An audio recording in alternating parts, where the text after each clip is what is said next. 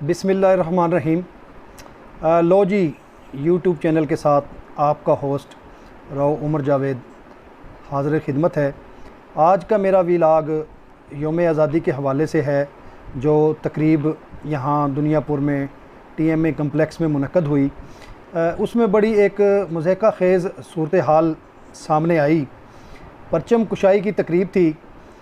पहले तो आप अंदाज़ा लगा लें बदइंतज़ामी का कि झंडा जो है उसमें फूल रखे गए थे और उसको रस्सी के ज़रिए खींचना था, फिर उसने झंडे ने खुलना था और वो फूल जो हैं वो जैसे रवायती तौर पे हैं वो नीचे बिखरते हैं।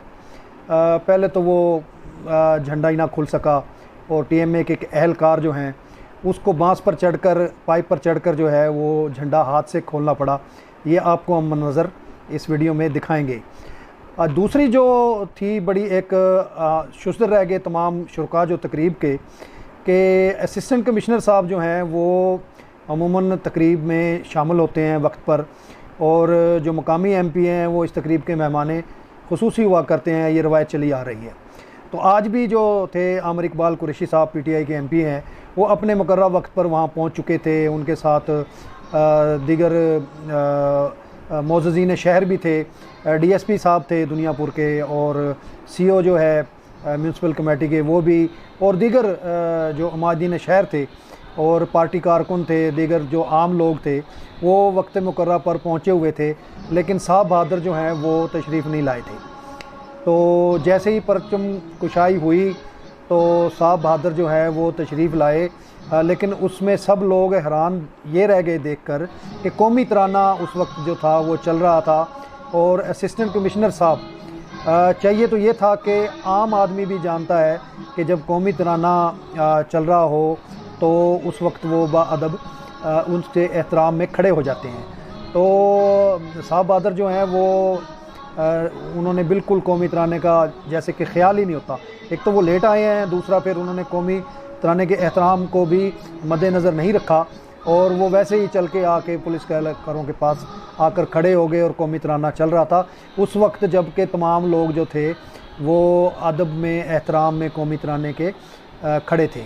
तो ये सूरत हाल थी हमारे आज के यहाँ दुनियापुर की 75वां जो डायमंड जुबली सालगिरह थी पाकिस्तान की आज़ादी की, वो आज हम मना रहे थे।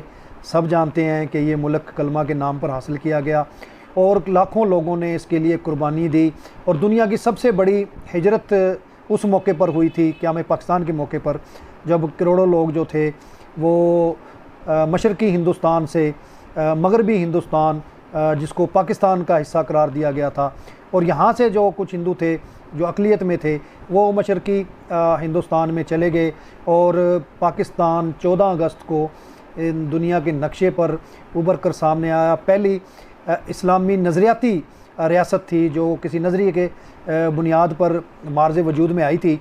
और इसी तरह जो 15 अगस्त है वो भारत का योम आज़ादी है, यूँ हम उससे एक साल एक दिन बड़े हैं, तो वो अपने आप को बड़ा समझते हैं। लेकिन अगर सालगिरह के हिसाब से देखा जाए तो हमारा पाकिस्तान जो है, हम हिंदुस्तान से एक दिन बड़े हैं।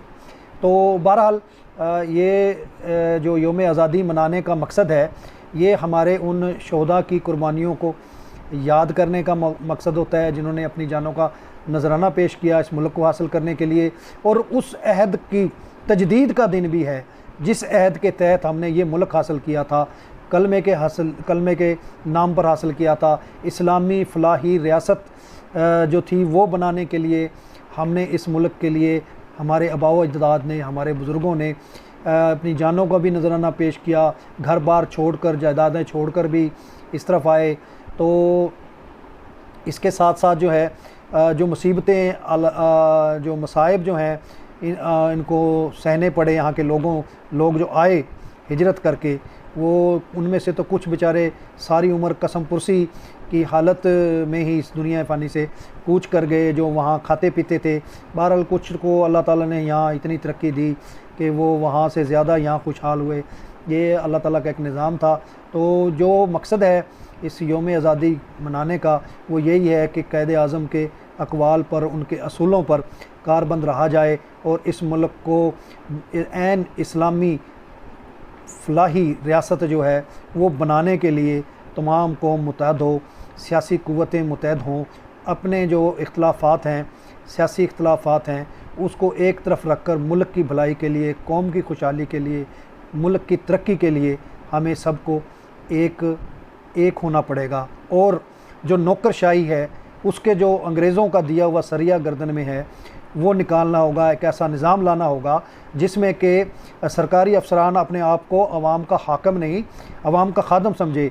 मेरे इल्म में ये बात भी आई है कि जब परचम कुशाई हो गई तो असिस्टेंट कमिश्नर साहब ने टीएमए के अहलकारों को डराया, धमकाया और की सजनिश की, और उन्हें कहा कि तुम्हारी जुर्रत कैसी हुई मेरे बगैर परचम कुशाई करने की। आप देखें, अंदाज़ा कर लें कि एक तो वो लेट आए हैं, मुकर्रर वक्त पर नहीं आए, 8:55 पर परचम कुशाई का टाइम रखा गया था। एक तो वो साहब उस पर तशरीफ़ नहीं लाए, वो 9 बजे के बाद तशरीफ़ ला रहे थे, और ऊपर से जो है वो अपने मातहतों को धमका रहे थे। ऐसा कोई निज़ाम होना चाहिए जिसमें कि ऐसे लोग जो हैं वो जो मुल्क के कानून और आइन को बालातर रख कर अपनी ज़ात को ज़्यादा मजबूत करने की कोशिश करते हैं, उनका ज़रूर मुहासबा होना चाहिए, इखलाकी तौर पर भी, माशरती तौर पर भी, कानूनी तौर पर भी और आइनी तौर पर भी। जाते जाते आपसे रिक्वेस्ट, मेरे यूट्यूब चैनल को सब्सक्राइब करें, लाइक करें, शेयर करें और बटन दबा दें, क्लिक कर दें ताकि नोटिफिकेशन वाला, ताकि आपको नई वीडियो का जो है मैसेज मिलता रहे। अगली वीडियो तक अल्लाह हाफिज़।